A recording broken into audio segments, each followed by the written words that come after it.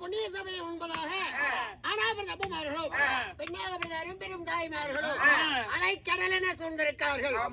இங்கடம் நம் நாடகத்தை காண வந்திருக்கும் அனைத்து ரசிகர் மக்களுக்கும் நமது கலைக்குழுவின் சார்பாக பணிவோடு நமது வணக்கத்தை தெரிவித்து வருகிறோம்.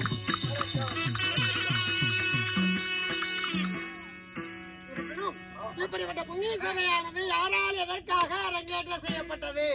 மரியாதைக்குரிய நமது பெருமாள் மகன் சின்னசாமி ஐயா அவர்கள் பெருமாள் தாய் அவர் குடும்பத்தினர் சக்தி பெரிய மாரியம்மனுக்காக அவர்கள் அதாவது இன்றைய தினம் இந்நாடகத்துக்கு ஏற்பாடு செய்திருக்கார்கள். விஷயத்தை முன்னிட்டு நாடகத்தை உண்டு செய்தார்.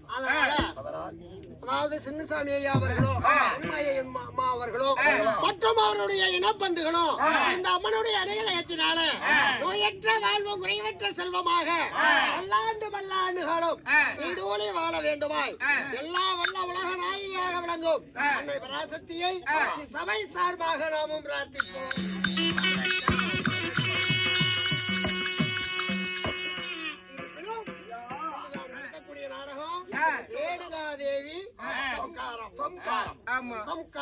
ஏடுகாதேவி சம்பாரம்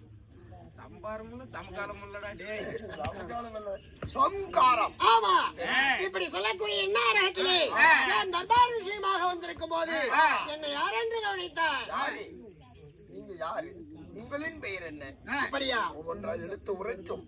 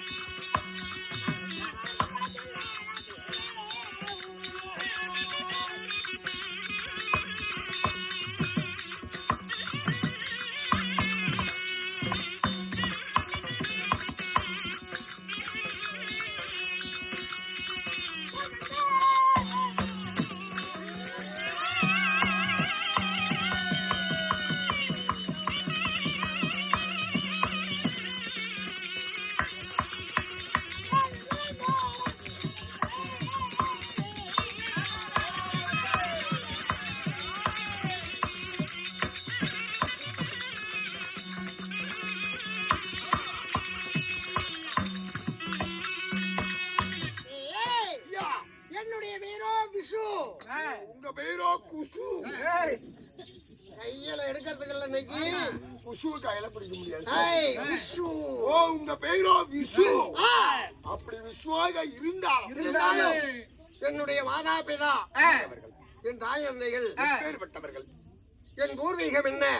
பூர்வீகம் என்ன? இருக்கும் இருப்பிடம் என்ன? உன் தாய் தந்தை யார்? அப்படியா?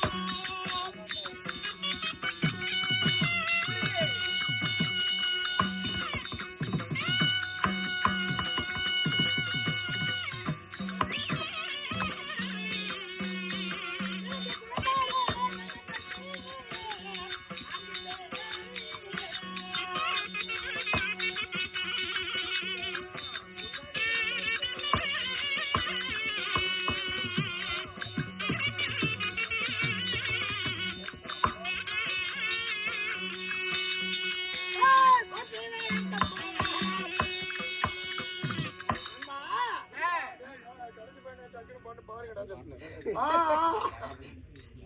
தந்தையோ ஜமதக்கினி மாமுனிவர். தந்தையோ சமதக்கினி மகாமுனிவர். ஆமா, அதாவது தவத்திலே சிறந்த ஞானியாக இருந்தாலும் கோபத்திலே தூர்வாசனுக்கு எதிரானவர் எங்க அப்பா. ஒரு பிறந்தது பிரம்மகுலத்துல, அவருடைய குணாதிசயங்கள் எல்லாம் ஒரு சத்திரியன் போல. குணமோ சத்திரிய குணம். ஆமா, பிறந்தது பிரம்மகுலம். பிரம்மகுலத்துல என் தந்தையோ ஜமதக்கினி. தாயார் 10 பெண்கள் வருஷாடங்கத்திலே வருத்தமில்லாத என்னை சுமந்து பெற்ற என் தாயோ ஏனதா பத்தினி. தந்தையோ சமதக்கினி மகாமுனிவர். ஆமா, இப்படி என் தாய் தந்தைகளுக்கு நாங்க 4 பேர் பிள்ளைகளாக பிறந்தோம். 4 பிள்ளைகளா? ஆமா, விஷ்ணு விசுவாசு, ரோமன் பரசுராமன், அப்பா விஷ்ணு விஸ்வாசு, ரோமன் பரசுராமன். இப்படி சொல்லக்கூடிய 4 பிள்ளைகளை பெற்றெடுத்தார் என் தாயாகிய ரேணுகா பத்தினி. நீங்க எங்க இருக்கிறீங்க? நாங்க இருக்கக்கூடியதோ தவவனத்துல அப்பா ஆசிரமம் கட்டி இங்கதான் வனத்துலதான் இருந்துகிட்டு இருக்காரு. இப்பெல்லாம் நீங்க வனத்துல தான் ஆசிரமத்துல இருக்கிறீங்களா? ஆசிரமத்துல சோத்துக்கு ரொம்ப கஷ்டமா இருக்குமா? அங்கெல்லாம் ஸ்டோர் எல்லாம் இருக்காது. ஸ்டோரு ரேஷன் கடை. ரேஷன் கடையா? ரேஷன் கடைன்னா இல்ல என்ன? உங்களுக்கு எல்லாம் ஆதார் கார்டு எல்லாம் இருக்குதா? ஆதார் கார்டுன்னா அது இருக்குடா. அப்ப வனத்துல இருக்கிறவங்களுக்கு எல்லாம் இல்லையா? அட மடையா, அதெல்லாம் இந்த காலத்துலதான். அந்த காலத்துல அப்படி இல்லை.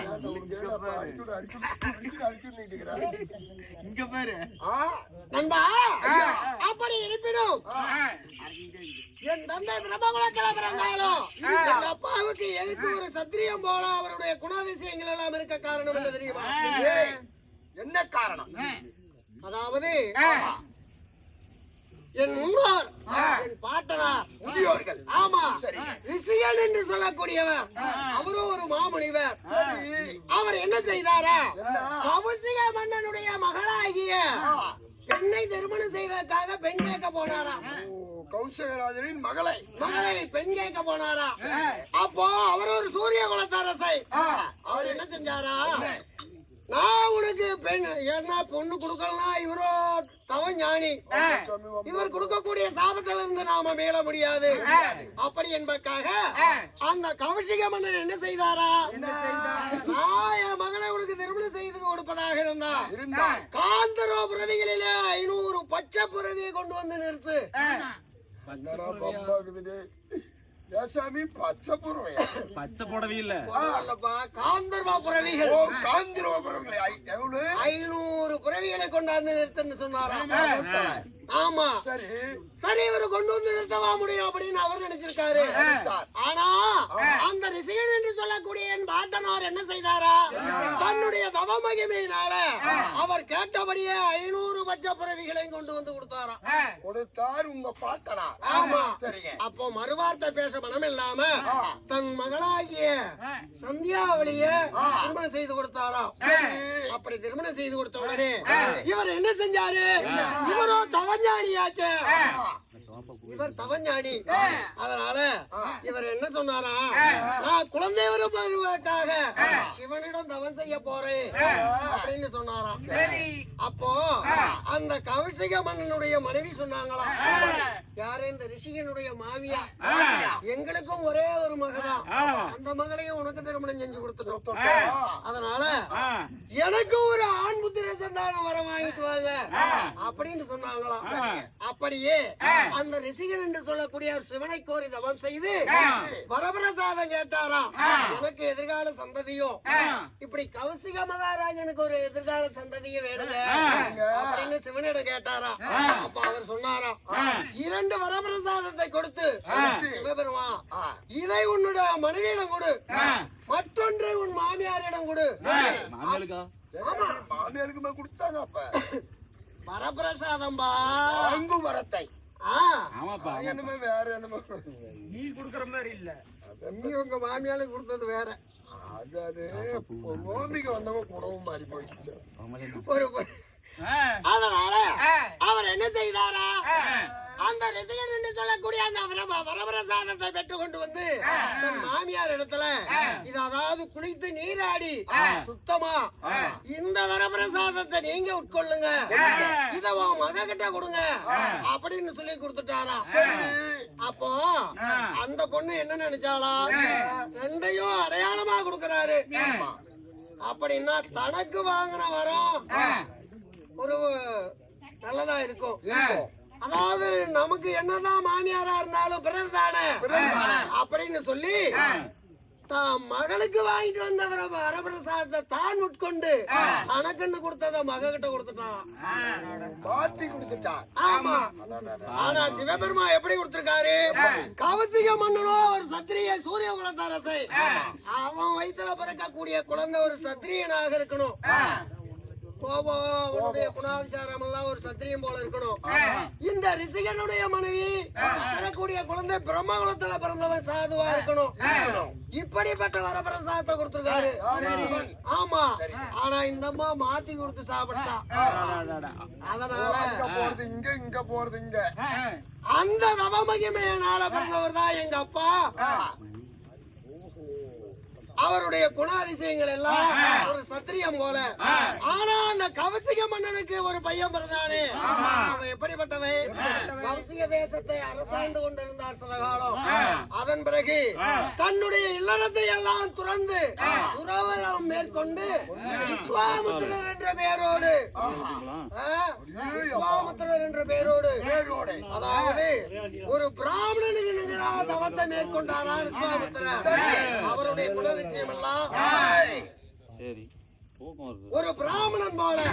அதனால அந்த காலத்திலேயே சத்திரியை எழுதியிருக்கிறான். இந்த காயத்ரி மந்திரம் ஒன்று கோயில் சொல்லுவாங்க பாரு, அந்த மந்திரத்தையே அந்த சத்திரியன் தான் எழுதுறான். அதனாலதான் எங்க அப்பா ஜமதக்கினி மகாமுனிவருக்கு இப்படிப்பட்ட வீரம் தீரம் கோபம் அவருடைய குணம் எல்லாம் ஒரு சத்திரிய மாதிரி ஒரு பிராமணனா இருந்தாலும். ஆமா. இருந்தாலும் காலை எழுந்த உடனே காலை கடன்களை முடித்த உடனே என் தாய் தந்தையை காண வேண்டும். அதனால புறப்பட போலாம், பார்க்கணும்.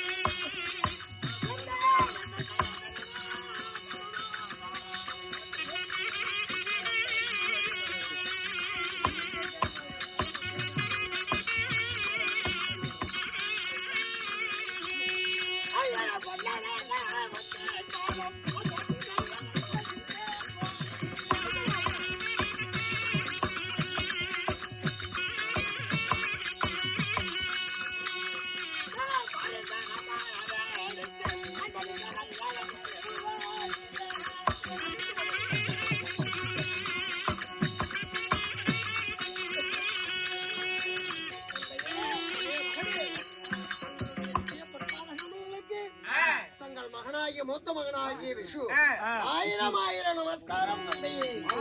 சுகமாக வாழ்வாய், சுகத்தோடு என்றென்றைக்கும் சுகமாக வாழ்ந்திருப்பாய் மகனே.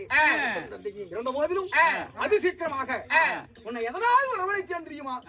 விஷயம் என்னுடைய வார்த்தையை தட்டாமல் சொல்வார்த்தை கேட்டு என்னுடைய வார்த்தைக்கு அடிபணிந்து நடப்பதாக இருந்தால் அதை உன்னிடம் சொல்கிறேன். இந்த நாள் முதல் இதுவரையும் சரி இனிமேலும் சரி தங்கள் வார்த்தைக்கு எதிர்வார்த்தை உண்டா? கிடையவே கிடையாது. இதனால் வரைக்கும் என்னுடைய வார்த்தையை மீறி நடக்காத பிள்ளைகள் 4 பேரும் நடந்துருவீங்களா என்ன? அதனால் நம்பிக்கையோடு சொல்றேன், உன்னுடைய தாயாகப்பட்ட அந்த ரேணுகா தேவியை வெட்டு 2 துண்டாக சம்சாரம் செய்து வா.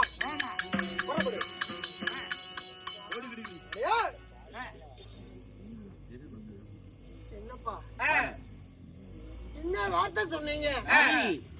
நீங்க சொல்லக்கூடிய வார்த்தை 7 அடியும் சேர்ந்து பேரடியாக என்னுடைய இதயத்துல தாக்கியது போல அல்லவா இருக்கிறது. என்ன காரணம் என்னவென்று அறியலாமா? ஆகிய ரேணுகா பத்திரியை எங்கையால மடிக்க சொல்றீங்களே அப்பா?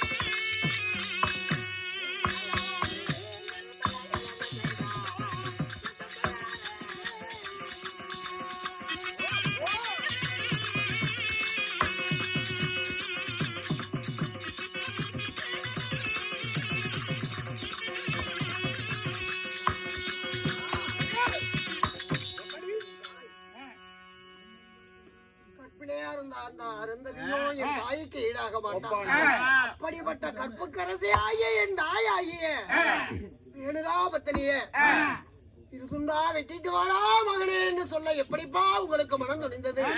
என்ன அப்படிப்பட்ட தவறுதான் என் தாய் என்ன செய்தா? உன்னுடைய தாய் என்ன குற்றம் செய்தாளா? அறந்ததைக்கு ஒப்பானவள் என்று சொல்லிதான் நீ சொல்வதை போல இவ்வளவு காலம் நினைத்து வந்தேன். ஆனால் உன்னுடைய தாயாகப்பட்ட ரேணுகா என்ன செய்தால் தெரியுமா? ஆற்றங்கரை சென்று பச்சை மணலை எடுத்து அதை மண்பாண்டமாக செய்து அங்க உள்ள அதாவது கங்கை ஜலத்தை கொண்டு வந்து சிவபூஜை கொடுப்பது வழக்கம். ஆனால் இன்றைய தினத்துல ஆற்றங்கரைக்கு சென்று மண்பாண்டம் செய்து அதை ஜலமாக எடுக்கும் போது அதனுடைய நிழலாகப்பட்டது ஆகாய மார்க்கமாக சந்திரனாகப்பட்டவன் ரதத்திலே போய் கொண்டிருந்தான். அவனுடைய அழகை பார்த்து மயங்கி ஒரு அன்னையாகப்பட்டவள் ஜலம் எடுத்தார். அவருடைய பதிவிரதாத்தனம் அப்பொழுதே கெட்டு விட்டது. அதனால் மண்பாண்டம் அப்பொழுதே உடைந்து விட்டது. மீண்டும் ஒரு மறுபடி சேர்த்து பார்த்தால் ஆனால் மண்பாண்டம் ஒன்னா சேரல. அப்பொழுதே அவ கற்பின் திறமையை விட்டு அதாவது கற்பின் திறமை கெட்டு விட்டது. என்னோடு வாழ தகுதியற்றவள் என்று அவளை இங்கிருந்து விரட்டிட்டேன். பெற்ற மகனுடைய கையாலேயே அவளை வெட்டி இருதுண்டாக அவளை சம்காரம் செய்ய வேண்டும். அதுதான் என்னுடைய ஆசை. மகனே என் வார்த்தையை கேளுங்க. அந்தரத்திலே காந்தரவன் தன் மனைவிமார்களோடு அந்தரமா போனான். அந்த நிழலானது ஜலத்துல தெரிஞ்சது. உலகத்துல இப்படிப்பட்ட ஒரு ஆடவனும் இருக்கிறானான்னு மனசுல நினைச்சா அது ஒரு தவறு. என்ன தவறு இல்லைன்னு சொல்றேன். ஒரு பெண்ணானவள் ஒரு மனிதன் ஆடவனை உற்று பார்த்தாலே அவருடைய கற்பின் திறமை கெட்டு போயிடுவான். அருந்ததிக்கு ஒப்பாக என்னோடு சேர்ந்து வாழ்ந்தவனுடைய தாய் இன்றைய தினத்தில் அவனை உற்று பார்த்தா அவருடைய பதிவிரதாத்தனம் கெட்டு விட்டது. இல்லை என்றால் ஏன் மண்பாண்டம் ஒன்னா சேரல. அதனால் இனிமேல் எனக்கு வாழ தகுதியற்றவள் என்னோடு வாழக்கூடாதுன்னு அவளை ஆசிரமத்துக்கு துரத்திட்டாங்க. அதனால் பெற்ற மகனுடைய கையாலேயே அவளை வெட்டி இருந்துண்டாக செய்யறன்னு அவளை அனுப்பி வைத்திருக்கிறேன். அவ எங்க ஓடி மறைந்தாலும் நீ வெட்டியே தீரப்பா.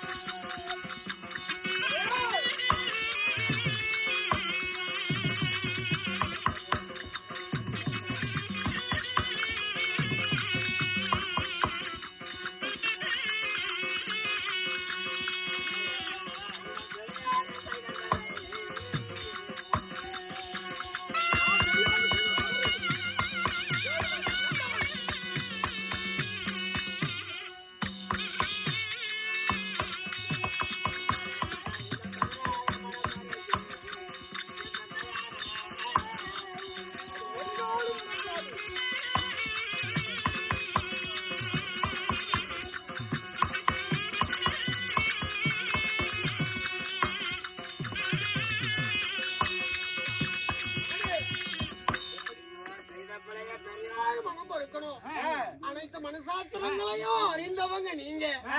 நீங்களே இத்தகைய தண்டனையை கொடுக்கலாமா? வேண்டாம்பா. கட்டி எழுத்துற வாசித்தாலும் பெண்மதி பேரமதி என்று சொல்வார்கள். இப்படி ஒரு ஆடவனை கண்ணால் பார்த்தாவே நம்முடைய கற்பு நிலை தடுமாறி போயிருந்தேன். எங்க அம்மாவுக்கு தெரிஞ்சிருந்தா இப்படி பார்த்திருப்பாங்களா? பார்த்திருக்க மாட்டாங்க. வேண்டாமா, செய்த தவறை மன்னித்தருளுங்கள். 4 வேதம் 6 சாஸ்திரம் அறிந்த எனக்கு நீ புத்தி எடுத்து சொல்ல வேண்டிய அவசியம் கிடையாது. பெற்ற தந்தையாகப்பட்ட நான் உனக்கு உத்தரவிடுறேன். உன்னுடைய தாயாகப்பட்டவள் மன்னிக்க கூடிய குற்றமா? அடுத்தவனோடு எப்பொழுது அடுத்தவனை பார்த்து ஆசைப்பட்டாலோ அப்பவே என்னோடு வாழ தகுதியற்றவள் ஆயிட்டா. அதனால இந்த பூளையில் அவள் உயிரோடு இருக்கக்கூடாது. அதனால் பெற்ற தந்தையாகப்பட்ட என்னுடைய வார்த்தையை கேட்டு உன்னுடைய தாயை வெட்ட முடியுமா முடியாதா? அதை மட்டும் சொல்லு. இந்த உலகத்துல கண்கண்ட தெய்வம்னா மாதா பிதா இருவர்க. ஆனா இந்த உலகத்துல நான் கண்ணால பார்த்த தெய்வம் என் தாய் தந்தை தான். இந்த உலகத்துல நான் மனிதனா பிறக்க காரணமா இருந்ததும் என் தாயே. அப்படிப்பட்ட தாயை என் கரத்தால வெட்டி இதுண்டா செஞ்சுட்டுவான்னு சொல்றீங்களே. வேண்டாம்பா, என்ன செத்து மடிஞ்சிடறான்னு சொல்லு, நான் செய்ய சித்தமா இருக்கேன். ஆனா எங்க அப்பாவை விட்ட என்னால ஆகாதப்பா. உன்னுடைய தாய் செய்த குற்றத்துக்காக நீ ஏன் உயிரை தியாகம் செய்ய வேண்டும்? அவருடைய வார்த்தையை கேட்டு உன்னுடைய தாயார வெட்ட முடியுமா முடியாதா? அந்த 2க்கு மட்டும் பதில் சொல். முடியுமா முடியாதா?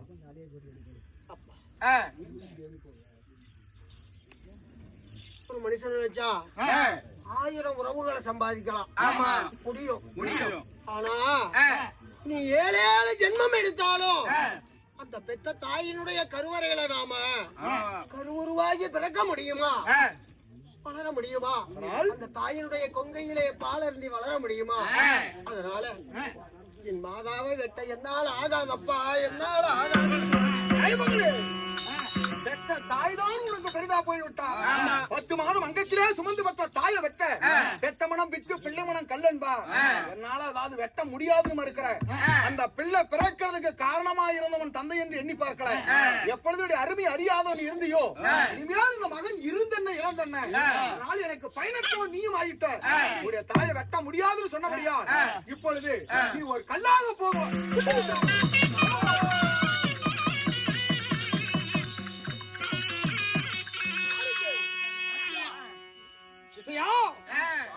பெற்ற மகனுடைய வார்த்தையை மீற மாட்டான், என்னுடைய வார்த்தையை தட்டி கிடைக்காம அப்படியே செய்வான்னு மூத்தவன் அழைத்து கேட்டேன்.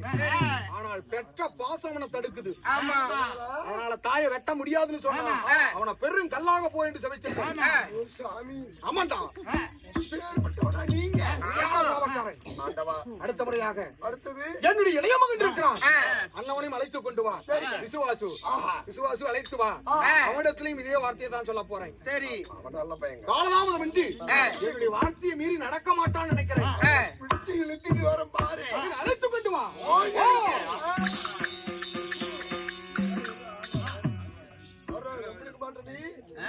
கேளுங்கவையோர்களே, தந்தை வார்த்தை கேட்காத விஸ்வாகப்பட்டவர் பாறாங்கல்லாக சாபத்தை கொடுத்து திட்டி விட்டார். இதே போல அடுத்த மகன் விசுவாசி அழைக்க விசுவாசி சபை